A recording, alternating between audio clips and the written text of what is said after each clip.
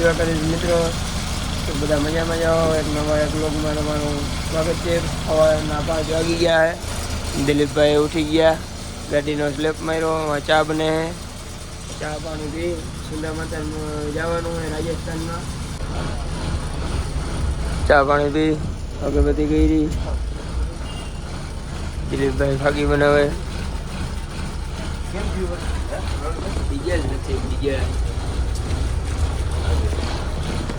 Diesel બનાવવા ઊભી રાખવી હોય. અહીંયા અંબેમાન મંદિરની સામે જ છે, ત્યાં ડીઝલ ભરાવી લઉં.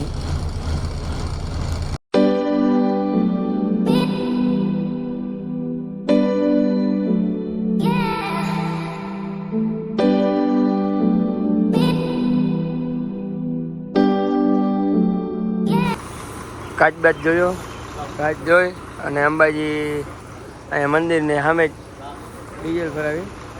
રાજસ્થાનમાં ભાવ વધારે છે એટલે ડીઝલ ભરાવી હવે સાંધે માટે મંદિરે જવાનું છે. હવે ત્યાંથી પછી હું પાછો પ્રોગ્રામ થાય એ આગળ પાછું જોઈ. 130 લીટર આવ્યું.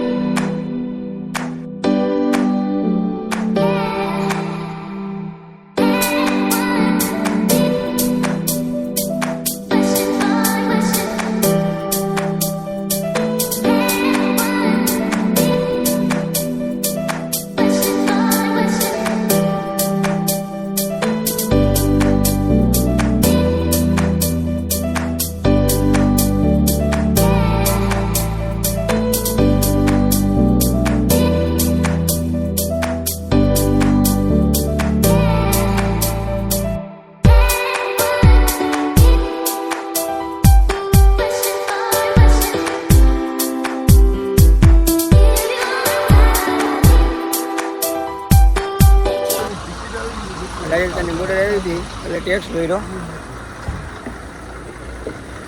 8,800. હવે અહીંથી સીધા માતા મંદિર ટેક્સ ભરાઈ ગયો.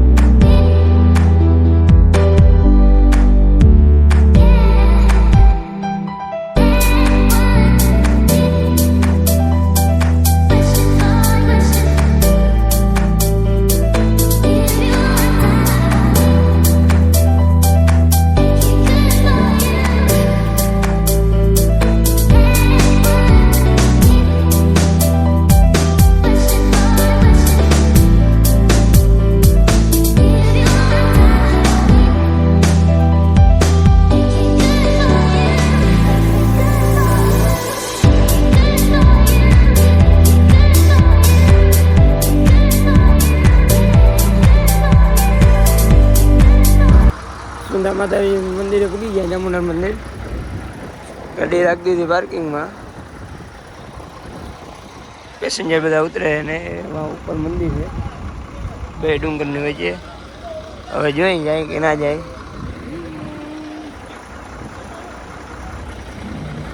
આપણી બસ પડી પાછા રોહડું બને છે.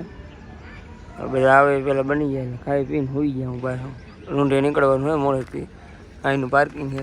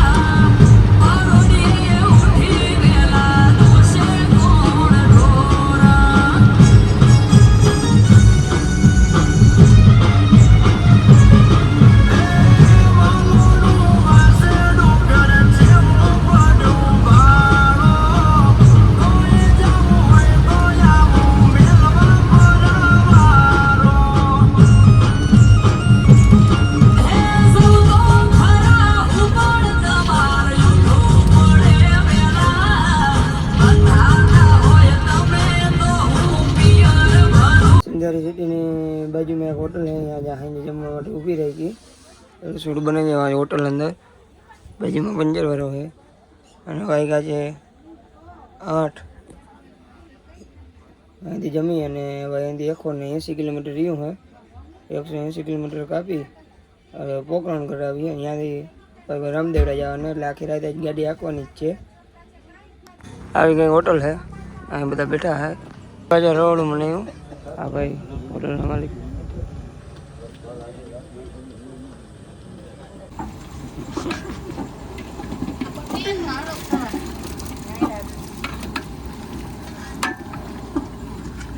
अरे यार दोनों कटिंग कराना है आखा नहीं जाकड़ू भीनो तो ठीक है कटिंग तो केमो कटिंग नहीं है ना वो कटिंग कर सर जाकू जुड़ी नहीं है ये देख आपने बोले नहीं है कि काफी लोग है